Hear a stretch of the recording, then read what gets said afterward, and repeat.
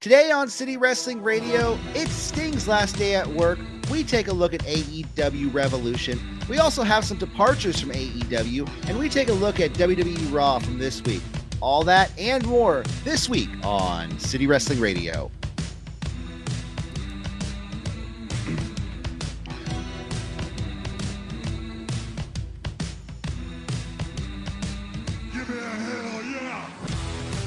Welcome to City Wrestling Radio. It is March 5th, 2024. I'm your host, Corey Smith, being joined, as always, by the Matt Daddy himself, Mr. Jose Oseguera. How are you today, sir? Pretty effing Osprey exhausted. Emotionally from the Stinger retirement, and all the action that happened last night. And then we had to watch more wrestling today. I'm giddy. Well, how are you? I'm doing pretty good. Besides somebody texting me nonstop right now, I am doing pretty great. We've had nonstop wrestling this last week. AEW Revolution. I feel like this is a continuation. We didn't do Revolution last year. We didn't do a review last year. We were there. We were there last year. So we're coming full circle. I feel like we're just starting all over again. It's the start of our new year, I guess, right? Yes. Nonetheless, it's been one hell of a week. We're going to talk about all that AEW Revolution, Sting's last match, some stuff happening with Cody, Seth, what's going on with The Rock, right? But before I do, I'm going to do what I should be doing. I should have been doing this entire time. And I got to ask you there at home watching this video, please, if you do like the show, just click that thumbs up button below.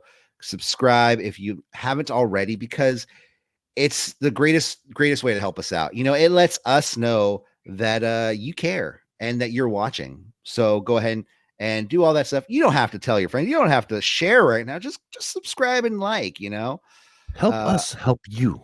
Yeah. Help us help you. Help me eventually make money off of this and then help you with wrestling news. It all works out nonetheless. Full circle of life. Go ahead and subscribe to all of our social medias on Twitter, Facebook, or not Twitter, X. It's always Twitter. Instagram. Anyways, how are you today, sir? How are you? We're coming out. Emotionally tired. Clap.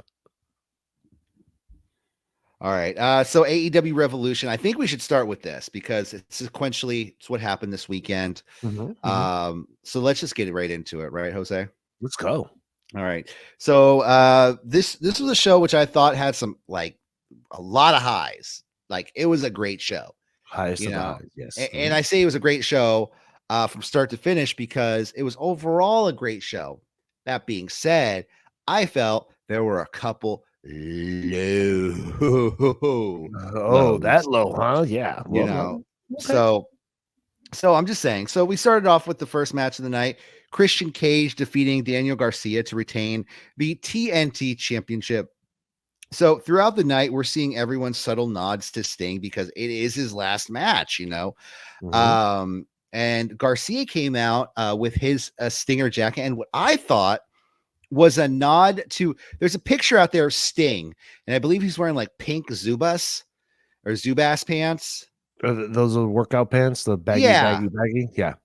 Exactly. And that's what I thought Daniel Garcia was trying to accomplish here with his ring gear. I don't know, but that's just a kind of sense I got from it. Around that time, Sting would wear that type of gear, the Rex Kwon type of gear. Yeah.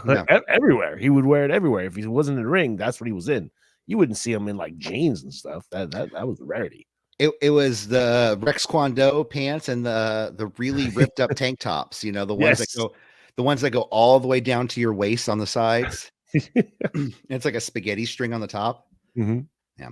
I thought this was a good match. It was very technically sound. There were moments where I lost my attention. Maybe it's because I don't know. The story leading into this was just kind of I don't know. It was all done last minute. That was a lot of things on the show. Not a lot of things, but a couple things on the show, and I just felt like I don't know. They did what they could, but To You know me, it what? wasn't They my should favorite have match. Yeah, no, you're right. I mean, Christian needs to be on the main stage, right? But Yes. I really think that we should have got Scissor Bang Bang Gang Gang. We should have got them instead of on the pre-show. No, absolutely. Daniel Garcia too. To me, he just doesn't feel like he has that charisma yet. And maybe they're trying to get him that charisma with Mhm. the his new gimmick where the dancing gimmick. He Yeah, used to be, Red Death, Daniel Garcia, but now he's, the dancing sports entertainer. yeah, really bland though, really bland. Yeah, he seems like he's just like, okay, now do what you're supposed to, Mhm. do the dance. Yeah, And I don't know. Christian continues to be an absolute heat magnet. Uh, no you doubt. know, he just has like one of those faces you want to punch, Yeah, yeah. you know. Good job, Christian. You're Uh doing good. multiple interferences in this match by Killswitch and Nick Wayne, even Mother Wayne at times. Eventually, Mother Wayne distracted the ref, allowing Nick Wayne to hit a cutter on Garcia. We get the Killswitch to Garcia and the pin and the win by Christian. What are your thoughts on this match, Jose? Should like you said, Yeah, it wasn't as hot as opener as you need for this show. You need a no. hot opener. Yeah, they should have flipped the two matches. But again, how do you relegate Christian to the buy-in? How do you relegate Christian to the buy-in, Jose? I'm just dying to know. Yeah, no, I don't know. I don't have an answer for you. Anyways, we continue the revolution with Eddie Kingston defeating Bryan Danielson to retain the AEW championship. And this was just a hard-hitting all Japan pro wrestling style match. Great match in 2024 AEW ring. These two guys just persisted to beat the living hell out of one another. The story of this match was Bryan Danielson trying to take out Eddie Kingston's left hand to, stop those explosive chops. Both men had an incredible sequence of trading half and half suplexes before both collapsing to a loud ovation. Both rose to their feet, swung wildly with slaps until Danielson backdropped out of a power bomb, went for a Psycho knee, but Kingston hit the lariat and a high stack power bomb for the pin and the win. Now, we went into this match, and I really thought it was time for Bryan Danielson to win a title in AEW. But do you think they make the right call by keeping the title on Eddie Kingston, Jose? Oh yeah, they did. This is too soon. He just got this shiny new belt, right? Maybe a month ago. Shiny three Um, belts. yeah, yeah. I think it's been a little longer than that. I think it's been a few months. Yeah, since their last pay-per-view, maybe. But anyway, he hasn't defended the title that often, so you would Yeah. think this early in his reign, he's gonna continue, going through guys. And I don't think Bryan Danielson. I don't think his main concern is titles. Yeah. I think it's work rate, and we know that he's ever since CM Punk situation, he's gone full on collision guy. Yeah. So Definitely. Definitely. he has other aspirations. I think. And, I think Bryan Danielson can be taken as one of those people who, okay, so there's a lot of people who watch wrestling and they're like, oh, they're not putting the title on that. That guy deserves to be a champion. That guy deserves to be a champion. That guy over there deserves to be a champion. Mhm. They're all so great. Why aren't they champions? They're burying them. But it's like wrestling isn't about championships at the end of Yeah. the day. Yeah. And is it really a burial when you're doing it to yourself? Exactly. And wrestling, let's face it, it's a theater. You know what I mean? While it's Yeah. also sports, it is Mhm. also a theater. So you're putting on a show for the fans, and putting on a show isn't just beating the hell out of somebody. Yeah. And that's honestly, that's not why I watch wrestling. If I wanted to watch somebody just beat the shit out of somebody, I'd watch MMA. Yeah, exactly. And everybody just take Brian's advice. Don't be fickle. Come on. Yeah. Well, I mean, wrestling fans, come on. It's gonna happen. Anyways, It's gonna happen. Yeah. uh, this is gonna happen too. Next up, it's a superstar scramble. Wardlow defeating Powerhouse Hobbs, Chris Jericho, Lance Archer, Hook, Brian Cage, Magnus, not Nick Aldis, Dante Martin to win a shot at the AEW World Title. I don't know what to say about this, man. Like, honestly, this match, I hated it. You Absolutely. know, you know what? It would have been worse if it was Meat Madness.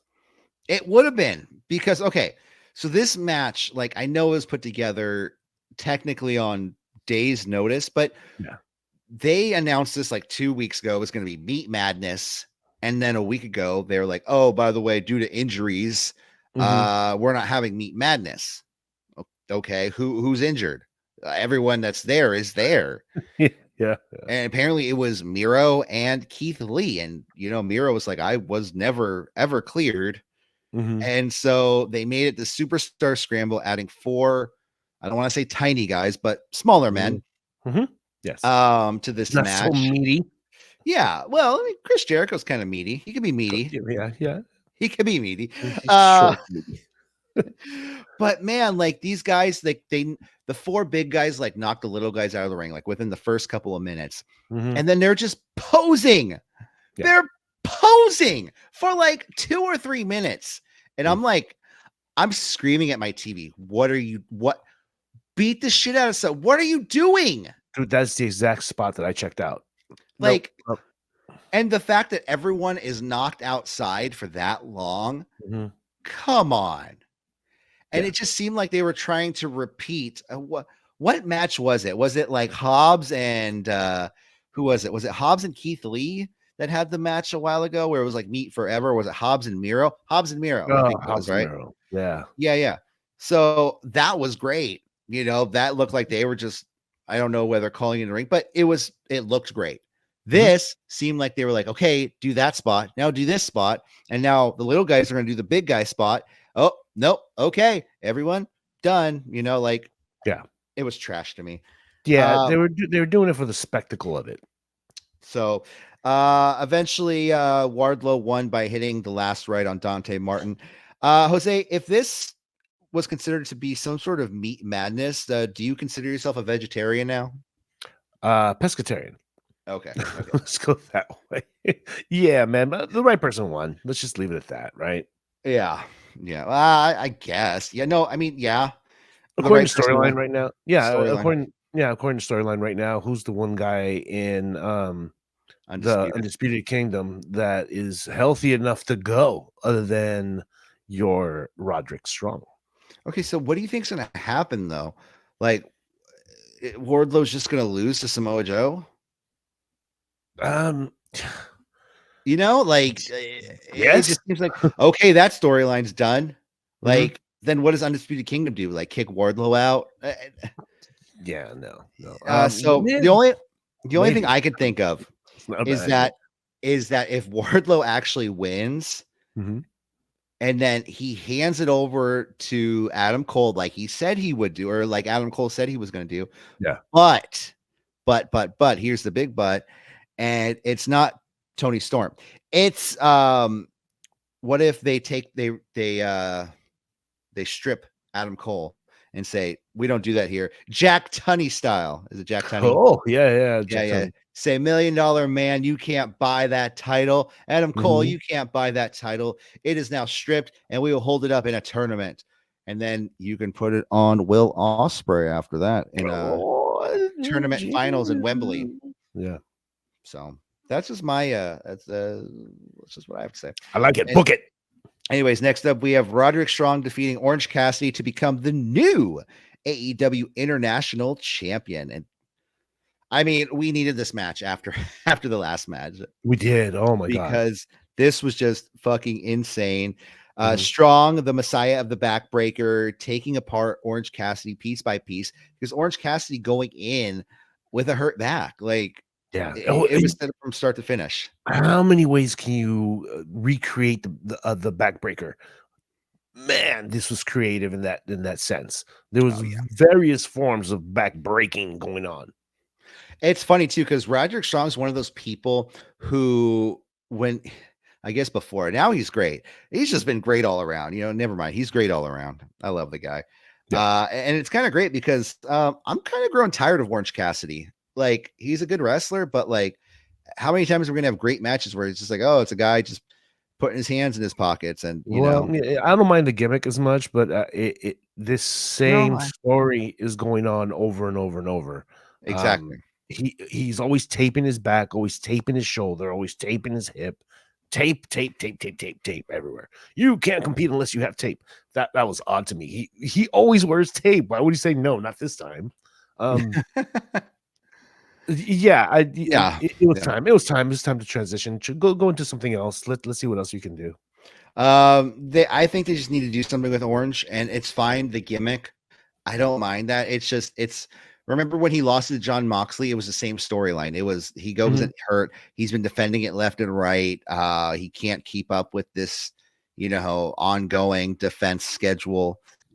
Overall, like I said, okay, so eventually this match was just Strong pouncing on Orange Cassidy the entire match, eventually hitting the end of Heartache, which ended up being the end of Orange Cassidy's title run because Strong got the pin and the win. Overall, what did you think of this match, Jose? Fun match. Way to come back. What a palate cleanser. As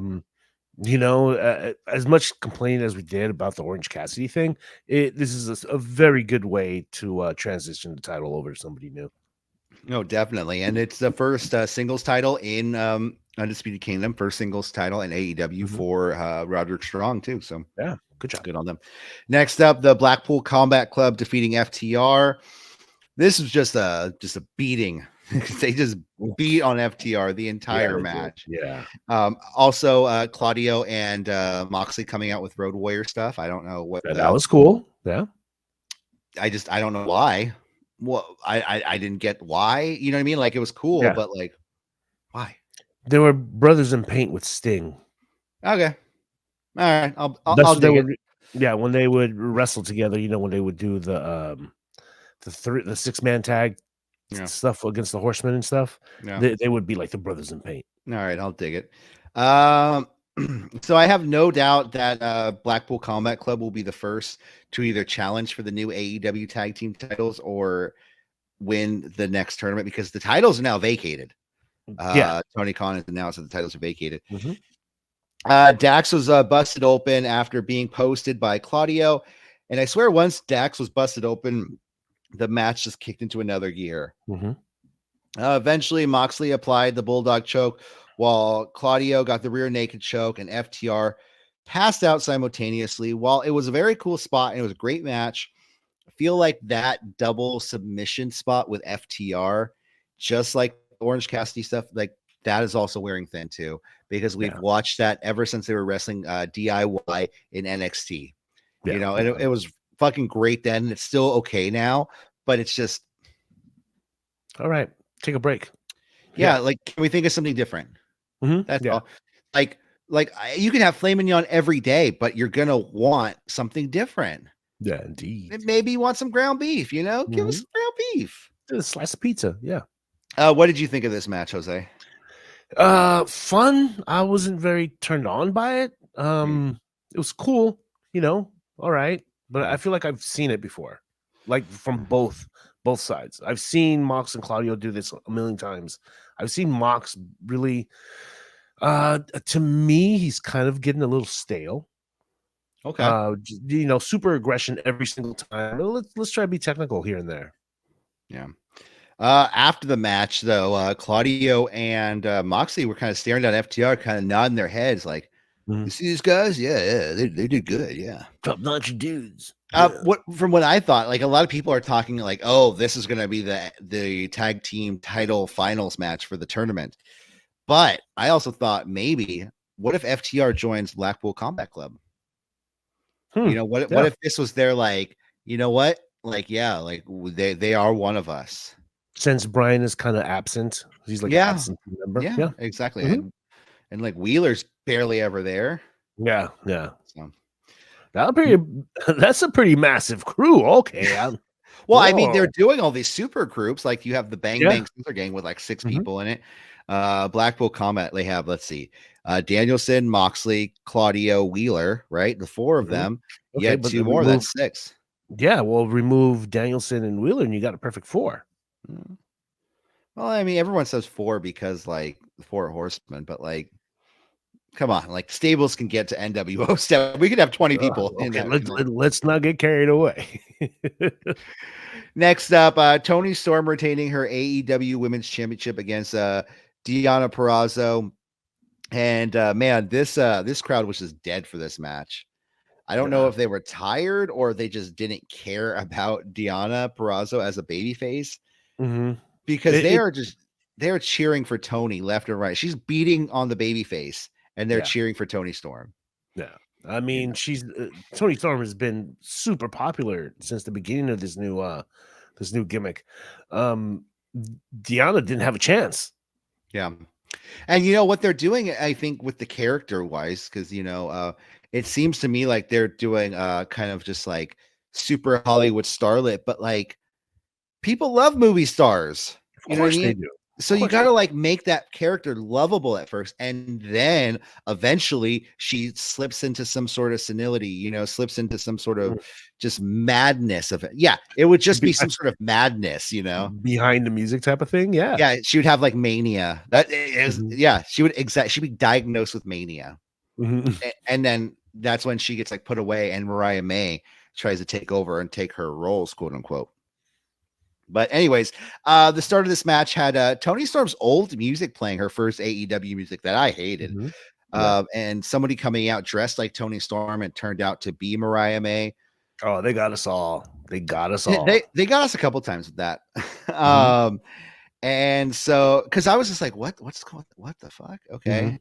I was like, she grew her hair out again. Oh no, it's Yeah, I thought she was wearing a wig. yeah.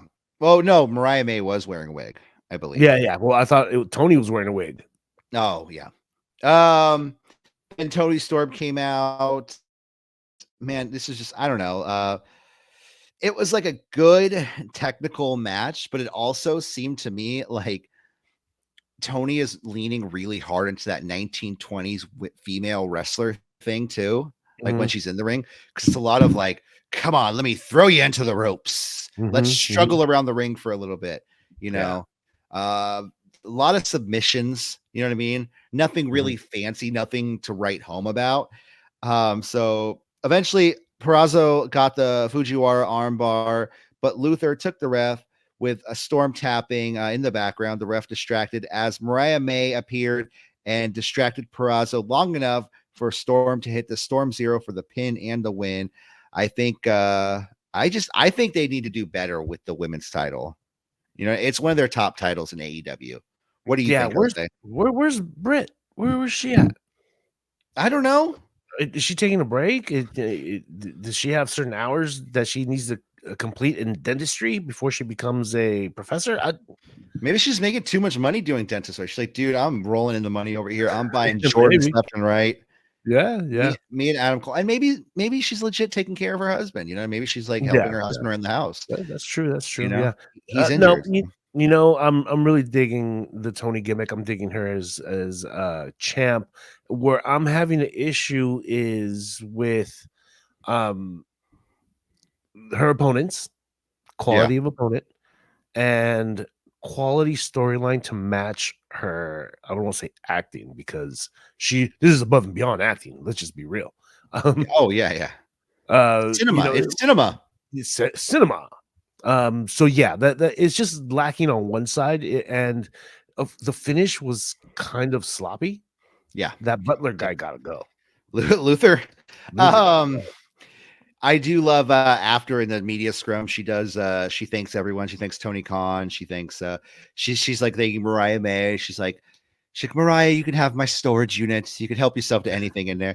And she goes, to my servant Luther, I would take a salmon dinner with a seltzer water, please. Hurry up, thank you. And then she Love called it. out Wendy Richter.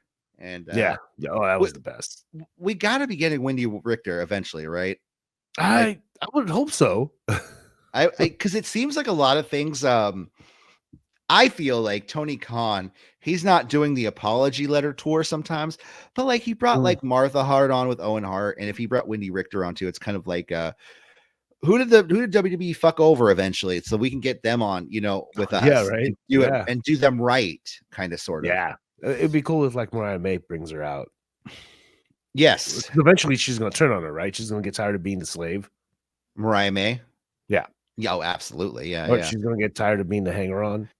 Yeah. Well, I want to say to what you were saying, the opponent thing for Tony Storm. It's Mhm. just they throw these people in there, and it's just like, oh, Deonna Purrazzo. I know who Deonna Purrazzo is, but like, does the average wrestling fan, does the average person who just turns on AEW like know who the hell Deonna Yeah. Purrazzo is? Yeah, they No. tried. They tried. Yeah. They had a couple segments where they were trying to, explain history, but it should have been more at the forefront, and they should have explained it even better during the intro to the match. But even the buildup too, like they had those storylines, and it was just weird. Like they were like, "Oh, they have the same tattoo." Ooh, and then like Tony Storm eventually tried to kiss Deonna in the ring, and it was just like, No, that was the kiss of death you from think? those old-timey movies Yeah, yeah. where the The kiss of death, mafia. you're supposed to grab him and like kiss him on the lips, aren't you? I'm not an expert. You got to learn your kiss of death, Jose. I mean, my Yeah, I guess, God, yeah, I you guess you're might right. be, you might have been giving the kiss of death to people. Have you talked to any of the people that you've given a kiss to eventually? Well, I guess you've spoken to your wife, so I she's spoke to my still wife, alive. but I don't Yeah, give her death yeah. kisses. Oh my god, there's a couple people missing. You're like, there's a couple people I haven't talked to since high school. After I, Yeah. never mind. Let's move on. Yes. So next up, which I thought, okay, wrestling wise, in the match, wrestling wise, this is the best match of the night. Will Ospreay defeating, One yeah, 100%. Konosuke Takeshita. Fucking incredible match. AEW needs to slap that franchise sticker on Will Ospreay immediately. These two laid each other out for what easily was probably one of the top 5 matches of 2024. Probably will be for all year. Yeah. I'm sure it'll run the 2020s.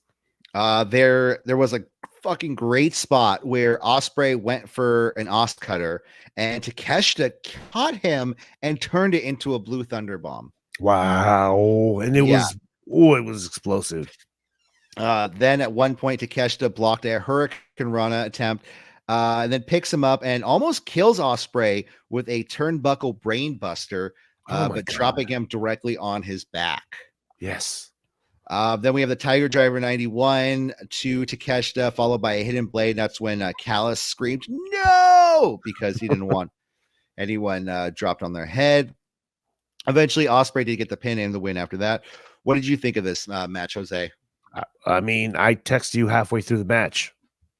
Yeah. Jesus, this match. Yeah. Ospreay Man, becomes better and better every day, yeah. Every day he's on, and it's just, oh man, like they need, and I think they can really elevate AEW by putting him back in the main event picture, bringing Kenny Omega back, even putting Swerve up there. You know what I mean? Like, yeah, Samoa Joe is a great champion, and he's a good champion for right now, but I think it's just kind of, we're just spinning the wheels right now, Yeah. Until people, that's how I feel. Do you feel like they're spinning the wheels, or what do you think of the main event picture in AEW? I think first of all, this match was a very good introduction for those that didn't know, now know. And the right opponent at the right time. It's a good transition into AEW for Will. Yeah, man, put a rocket on this guy's back and push him to the moon. After the match, Kyle Fletcher walked down to the ring because apparently him and Ospreay have a match scheduled for Wednesday night, which might not happen because Ospreay got his ass kicked. I mean, at the presser, did you see those pictures? No. Oh my god, it only got worse. Those contusions. Oh yeah, it only got worse. That appeared immediately after he got dropped on his back. Oh yeah. But anyway, Kyle Fletcher came out and eventually ended up hugging Ospreay. They did the United Empire kind of salute, and hey, good for them. Did you notice too, AEW Dynamite, when they showed the logo, the Dynamite has had a new logo. Oh really? I noticed that when they were showing it said Kyle Fletcher versus Will Ospreay. It had a brand new updated logo. Big things are coming. Big things. Maybe a new stage. I don't know. Next up, Samoa Joe defeating Hangman Page and Swerve Strickland to retain the AEW championship. Like I said, Swerve is another one that they need to slap that franchise sticker on. He is probably more over than 3/4 of the roster there. And I think next time we see him, we're going to see another side of him because this three-way, while there were three people involved, it was a double turn. Yes. You know, you had Hangman Page going in as a pseudo babyface. You had, well, actually, no, Hangman and Swerve were both tweeners going into this. Yes. At one point, Hangman was a baby. Last year, Hangman was a babyface and Swerve was a heel completely. Now, coming out of this match, the whole baby stuff. Remember the baby stuff? Yeah, absolutely. But now, coming out of it, Hangman is for sure a heel, and Swerve is for sure a babyface. And I don't think there's any argument that can be set for that. Yeah, he totally put it to rest when Swerve refused to use the metal piece. What's it called? Oh, Prince Nana's crown. Yes, which was just some metal stuff on a rag, but it's a crown. I guess, yeah. I don't want to be ignorant. It's a crown. Yeah. So during this match, it was like literally Hangman Page doing every single thing he can to not let Swerve win. And I don't mean just like breaking up pinfalls. It was just he was beating down on referees. He was using the title as a weapon. He was doing everything, even eventually. And I think he tapped out in the end just so he can end the match because he cared more about Swerve not winning than he cared about winning. Yeah, that's the word around the campfire. Because eventually at the end of the match, Swerve hit the buckshot lariat and the JML driver to Hangman, but Joe threw Swerve out of the ring, rear naked choke, and Hangman tapped out. So do you think they should eventually pull the trigger on Swerve? Do you think Swerve should be AEW champion? Or should he be like Continental champion? Oh yeah, you got to strap something on him. Yeah, right away. They don't have to go world title. Let's go somewhere in between. Continental sounds good. TNT champ. Yeah. Because there is one thing to be said about WWE, and that's sometimes when they do build somebody to a world champion contender, they go through that. They go through that IC title first. You know what I mean? Yeah. Look at a lot of the past champions. Even Warrior. I'm sure Gunther is going to be a world champion contender once he loses that title. The list is endless. The Rock, Stone Cold, Triple H, Macho Man. Yeah. All former Intercontinental champions. And I think AEW should do that more often. I think they need to get these people over as champions first before just putting them in the world title picture. Yeah, and Swerve just won babyface. So let's take some time to get used to that. And then, I mean, when I say let's take some time, I'm talking about 2 weeks at most. Well, guess what's in 2 weeks? Perfect. Yeah, big business, right? Or big money. What's it called? I can't remember. Anyways,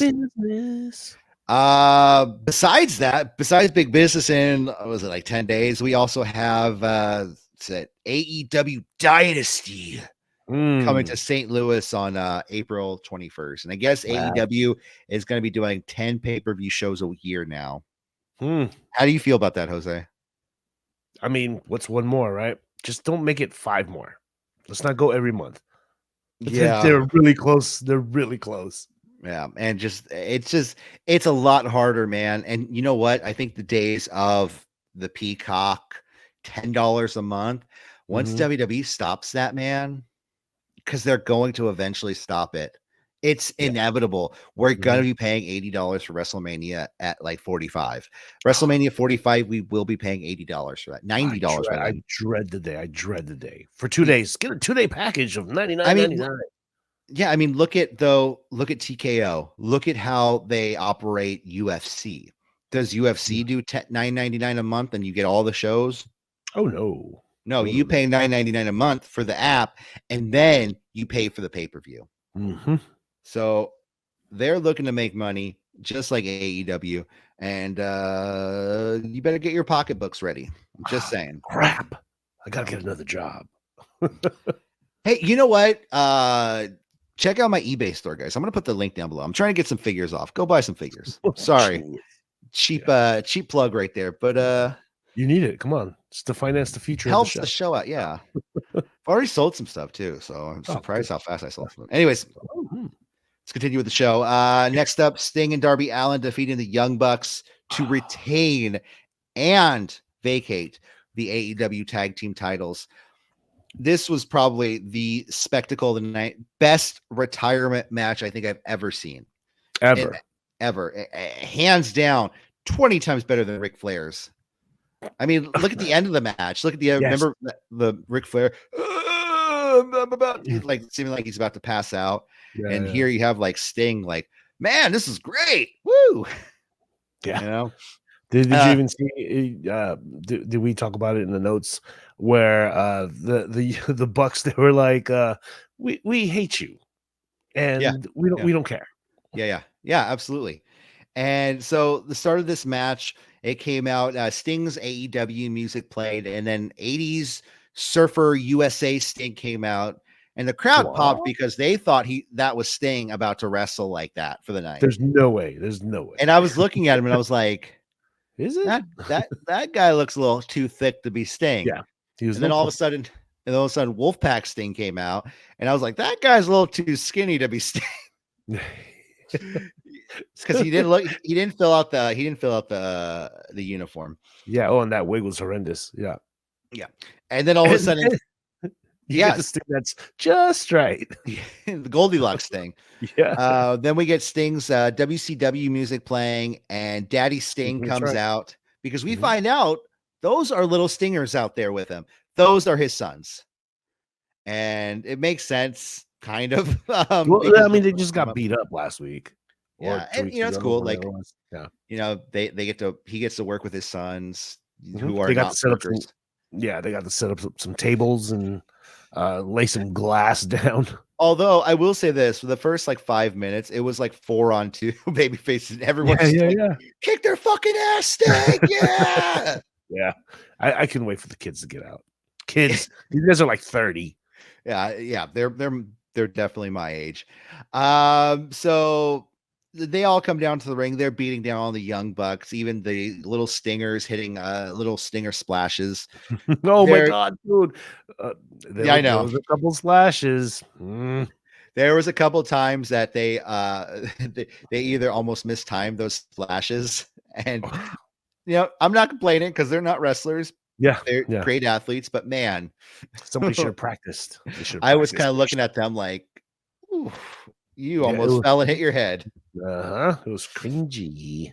Okay, so after Sting was momentarily eventually they start battling up the ramp, and then Sting and Darby are both thrown off the ramp through tables.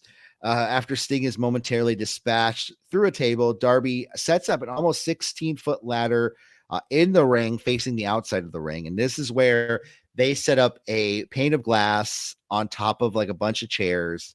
And Darby goes to do the senton off the ladder, which is 16 feet on top of 4 feet.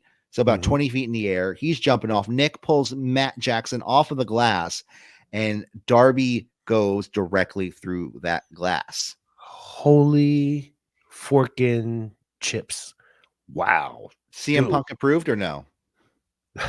It's real glass. Now suck on that. Yeah. Me and Darby, like, he went to the back. Doctor started checking on him. Sting fought in the ring, fighting off both bucks. And this is while Darby's being looked at. Eventually, Darby does come back, and he's sporting like a crimson back.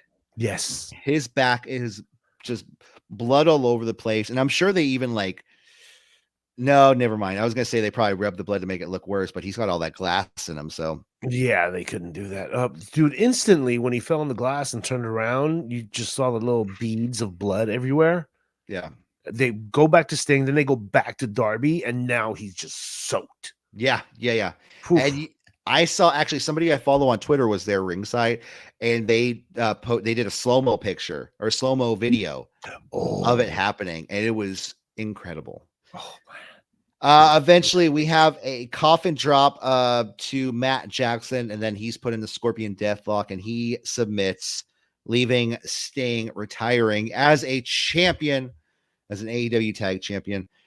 So you've been watching Sting for a few years, Jose. I mean, I don't want to say he's like your favorite wrestler, but he was my favorite wrestler for a long time. So what do you have to say about this match, and what do you have to say about his career? And just any Sting stories? Like what?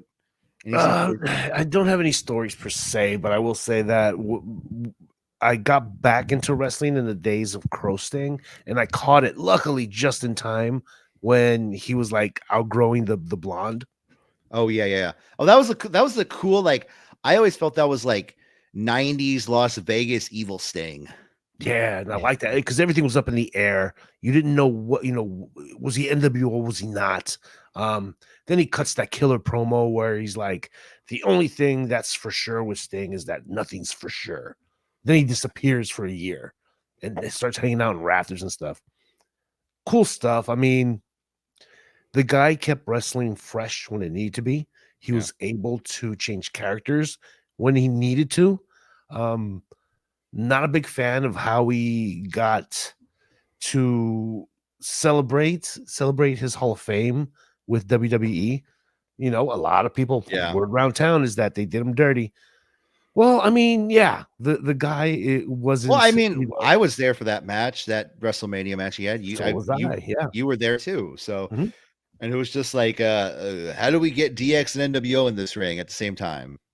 Yeah, and you think he wouldn't really have a relationship with NWO like that, especially Hogan. Yeah.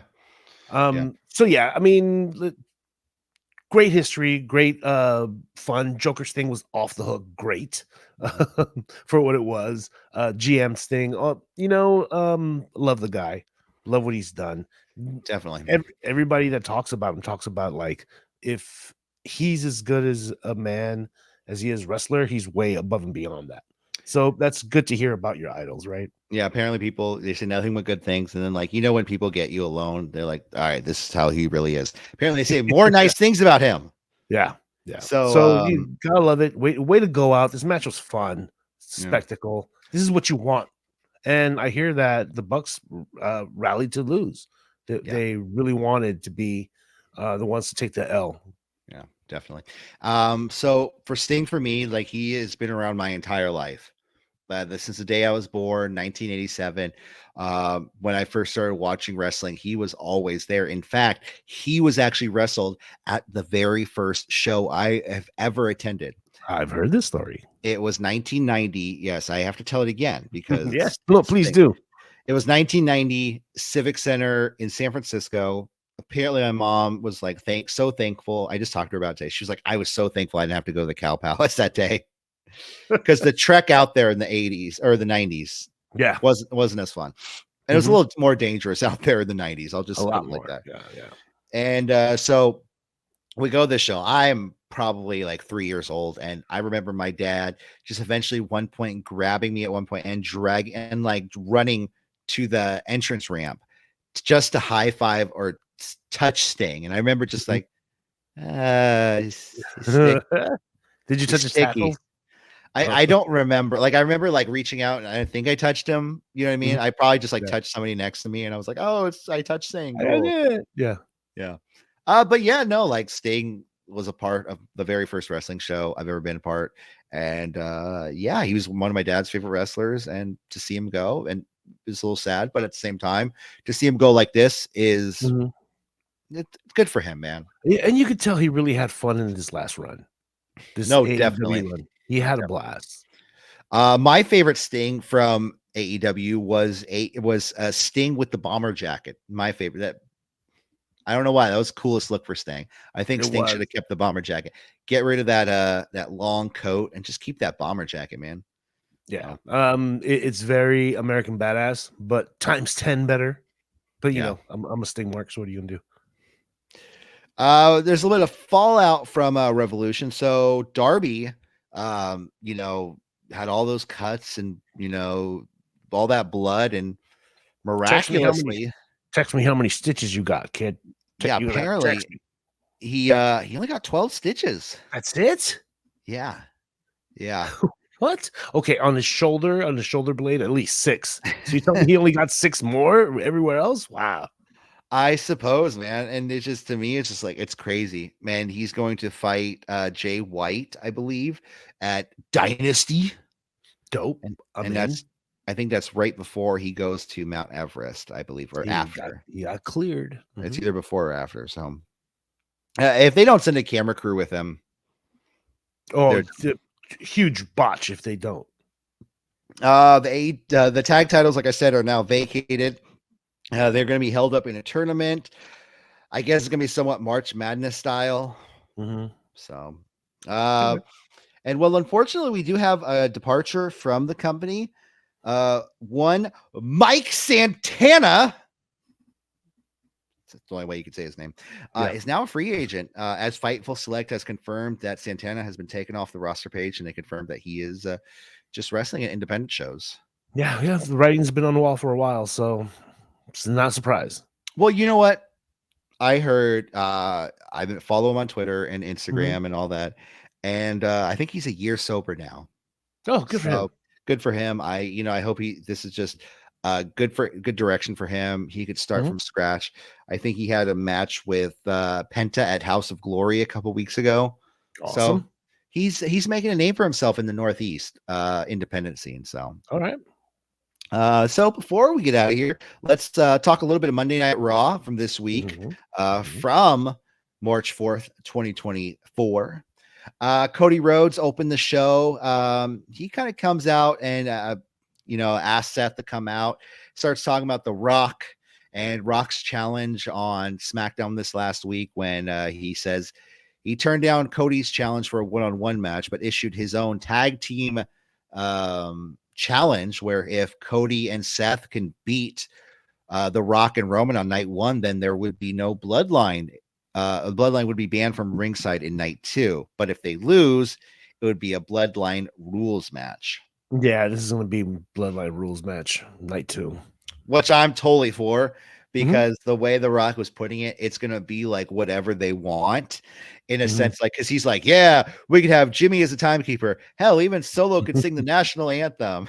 Oh, that almost busted him up. Yeah. He had to do one of these. Yeah. Yeah. I have a sense that Rock really likes Solo. Yeah. I get that feeling. Yeah.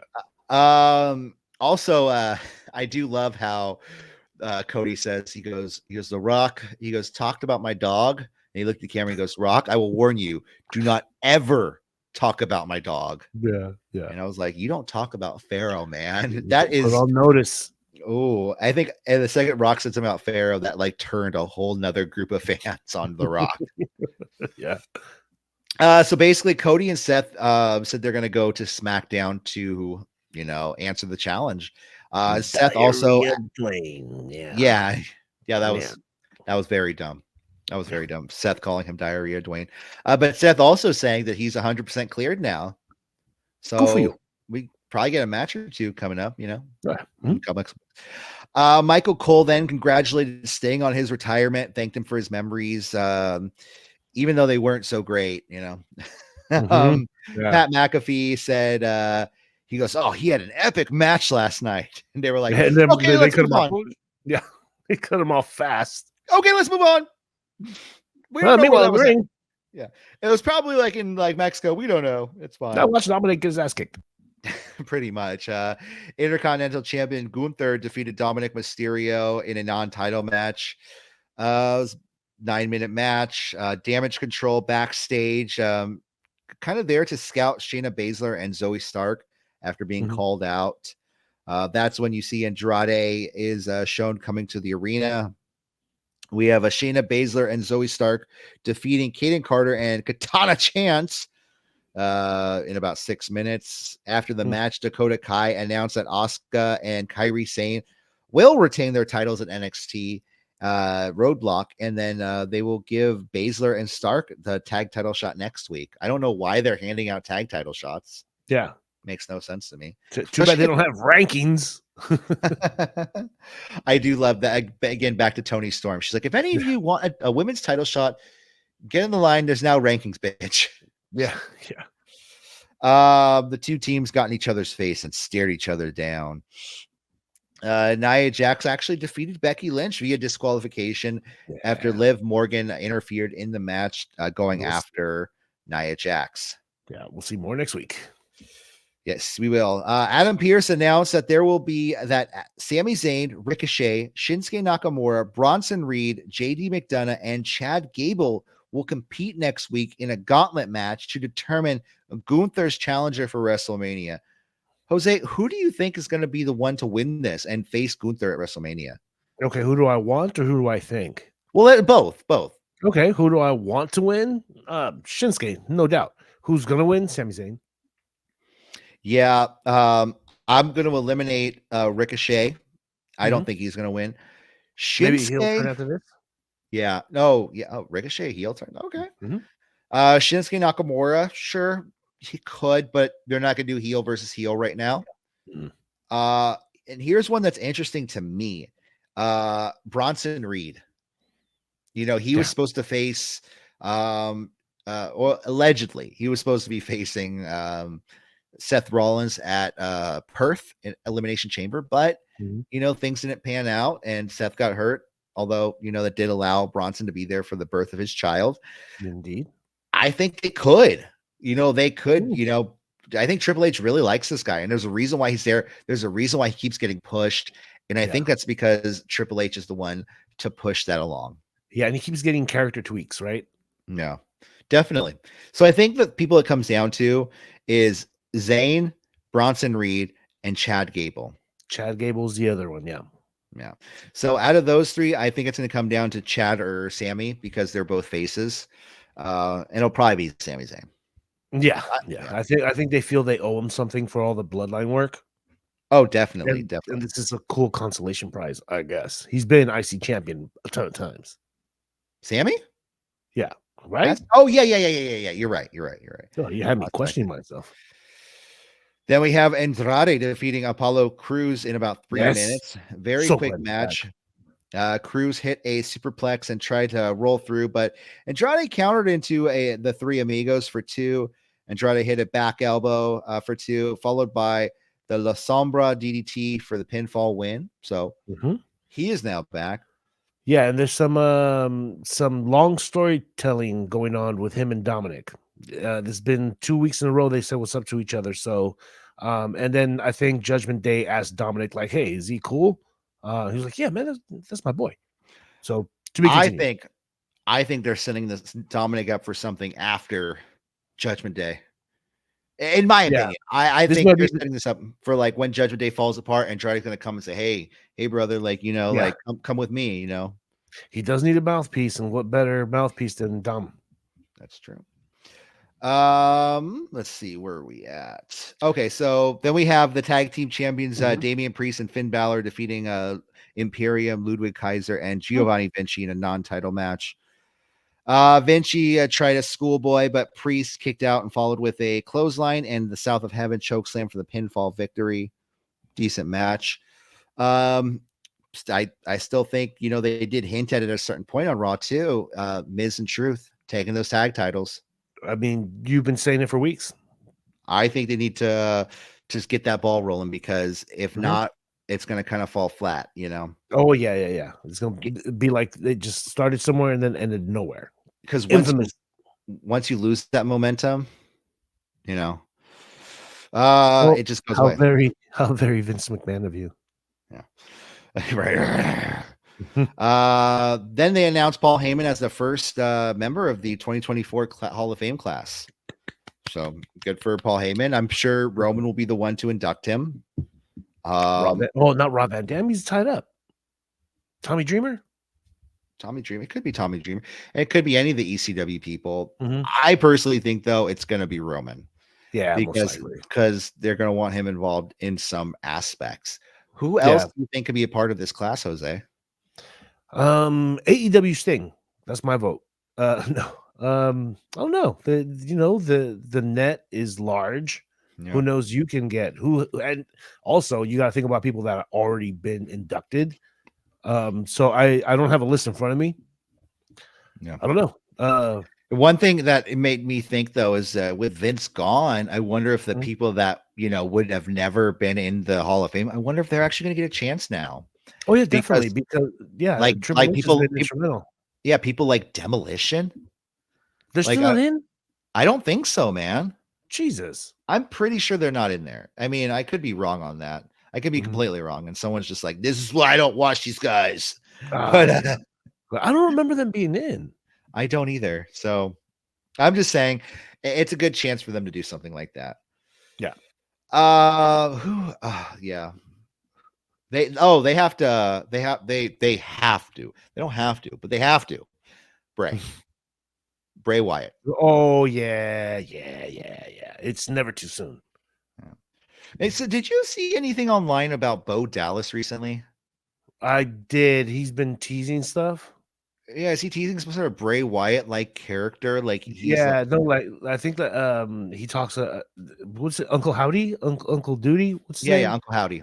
Yeah, he's still around, and he's been teasing some stuff that I don't remember exactly, but yeah, he's still around. I saw some video on Facebook, and I didn't know how real it was though. And Mhm. it was like he was like, I have minions all over in every Yeah, brand. and with AI nowadays, dude. Exactly. Yeah. Mhm. Then we have Sami Zayn defeating Ivar. Zayn hit a sunset flip powerbomb for 2, followed by an impressive exploder into the corner, but Ivar blocked the haluva kick, this time with a seated senton. Zayn then dodged Ivar's moonsault attempt and hit the haluva kick for the pinfall victory. So another one for Sami Zayn going into that gauntlet match next week. Yep. Which, like I said, he will be facing Chad Gable, Shinsuke Nakamura, JD McDonough, Bronson Reed, Chad Gable, Ricochet. Yeah. Mhm. All those people. Also next week, Becky Lynch versus Liv Morgan, and Asuka and Kairi Sane versus Shayna Baszler and Stark for the tag titles. The main event of the Raw was Drew McIntyre defeating Jey Uso in about a little over 16 minutes. Eventually, though, as anything match with Jey Uso nowadays, because in my opinion, Jey Uso is going to play into the main event of WrestleMania. Yes. The Bloodline got involved, Solo Sikoa and Jimmy Uso, Mhm. because Solo came out when Jey was on the top rope. Jey missed the splash, and McIntyre hit a Future Shock DDT for 2. Rhodes entered to his music to take out Sikoa through the crowd. McIntyre went for the Claymore kick. Jey caught him with 3 consecutive super kicks and a spear. That's when Jey was distracted by Jimmy appearing ringside and stopped what he was doing. It allowed McIntyre to hit the Claymore and the pin and get the win. Baby faces are such dummies. They're like puppies distracted by a squirrel. Squirrel. They're like, what are you doing here, man? You're not supposed to be here, man. Wait, I know you came here last week, but why are you here this week? Yeah. Oh, stay right there. I'll be right back. What? That's one thing I would have loved in even dumb heels. Like I wish in Sting's last match there was a part where Luger got involved somehow. I know, not physically. Yeah. Not physically. I just mean they could have put a camera on his face and have him just show up on the screen. And it's like, hey, Bucks, look over here.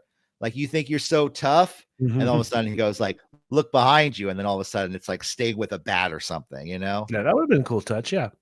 Would have been cool because Luger was always there to save Sting back in the day. So Or if Out. they gave him the microphone really quick when he was down and out. Stinger, Yeah. get up, you son of a bitch. Because Luger loves you. Yeah. Luger. You gotta love the guy, right? Yeah. At least nowadays, right? I don't know about. Well, yeah. He has a past. He has a past, just like we all do. Mhm. And before we make more of a pass, we're gonna look forward to the future. We will be back next week with more wrestling talk. So Yeah. we're gonna get out of here today. Guys, please don't forget to like, share, and subscribe. Please, it really does help us out. I'm not begging, but I'm begging. I'm kidding. But go ahead, like, share, subscribe. Let us know what you think of the show in the comments below, and we will see you again next week. For City Wrestling Radio, I'm Corey Smith. I'm Jose Segura. And we'll see you next time. Take care. Have a wonderful evening. See ya. Bye.